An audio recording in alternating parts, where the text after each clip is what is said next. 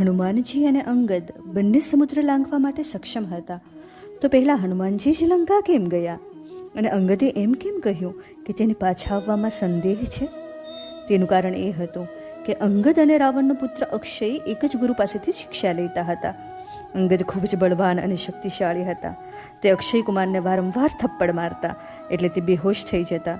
ગુરુએ ગુસ્સામાં આવી અને અંગદને શ્રાપ આપ્યો કે જો એ હવે ક્યારેય અક્ષય કુમાર પર હાથ ઉઠાવશે તો તરત તેનું મૃત્યુ થઈ જશે. અંગદ જેને ડર હતો કે જો એ લંકામાં અક્ષય કુમારને મળશે તો શ્રાપને કારણે તેનું મૃત્યુ થઈ શકે, એટલે તેણે પાછા ફરવામાં સંદેહ બતાવ્યો.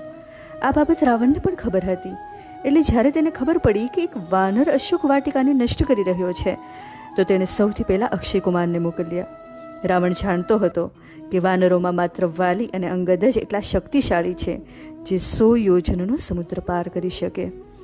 વાલીનું મૃત્યુ શ્રીરામે કરી નાખ્યું હતું, એટલે રાવણના માથે એક જ ઓપ્શન બાકી હતો. હનુમાનજીને આ વાત સમજમાં આવી ગઈ, એટલે જ તેણે અક્ષય કુમારનો વધ કર્યો, જેથી અંગદ ડર વગર લંકામાં પ્રવેશ કરી શકે.